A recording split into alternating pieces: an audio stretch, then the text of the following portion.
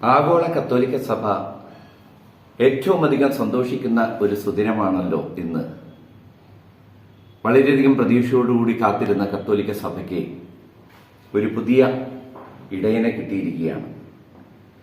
പത്രോസിന്റെ സിംഹാസനത്തിൽ ആയിരുന്നുകൊണ്ട് സഭയെ നയിക്കുവാനായി 267ാമത്തെ മാർപ്പാപ്പയായി തിരഞ്ഞെടുക്കപ്പെട്ട ലിയോ 14 മാർപ്പാപ്പ നമ്മെ സംബന്ധിച്ചിടത്തോളം വളരെയധികം സന്തോഷം നൽകുന്ന ഒരു അനുഭവമായി മാറിയിരിക്കുകയാണ്.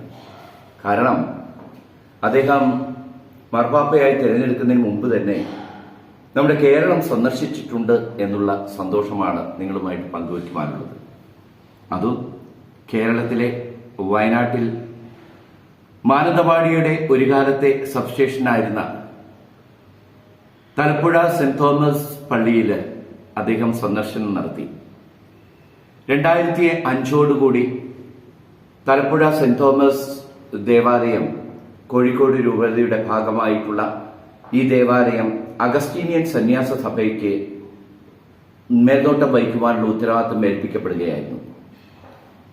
ഇപ്പോഴത്തെ പാപ്പയായി തെരഞ്ഞെടുക്കപ്പെട്ട ലിയോ 14 പാപ്പ അഗസ്റ്റീനിയൻ സഭയുടെ ജനറലായിട്ട് സേവനം അനുഷ്ഠിച്ചുകൊണ്ടിരിക്കുമ്പോൾ 2006 ഒക്ടോബർ 6-7 തീയതികളിലായിട്ട് തലപ്പുഴ സന്ദർശിച്ചതായിട്ട് കാണുകയാണ്.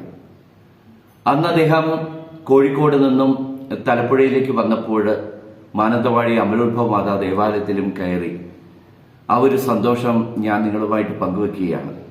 അതിനുശേഷം അദ്ദേഹം തലപ്പുഴ സെന്റ് തോമസ് ദേവാലയത്തിലേക്ക് ചുങ്കംപള്ളി എന്നറിയപ്പെടുന്ന തലപ്പുഴ സെന്റ് തോമസ് ലാറ്റിൻ ദേവാലയത്തിലേക്ക് പോവുകയും അവിടെ 2 ദിവസം താമസിക്കുകയും ചെയ്തു അഗസ്റ്റീനിയൻ വൈദികരോടൊപ്പം.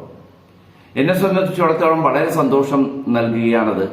കാരണം ഞാൻ തലപ്പുഴ സെന്റ് തോമസ് ചുങ്കംപള്ളിയുടെ മുൻ വികാരിയായിരുന്നു എന്നതുകൂടിയാണ്. അപ്പോൾ ഈ സന്തോഷ വാർത്ത നിങ്ങളോടൊപ്പം പങ്കുവെക്കുന്നതോടൊപ്പം ഈ പാപ്പായെ ഏറെ സ്നേഹത്തോടുകൂടി സ്വീകരിച്ച കേരള ജനതയ്ക്ക്, പ്രത്യേകിച്ച് മാനന്തവാടിയിലെ ജനതയ്ക്ക് ഈ ഒരു സന്തോഷ വാർത്തയും കൂടെ അറിയിക്കുകയാണ്. സ്നേഹപൂർവ്വം ഫാദർ വില്യം രാജൻ.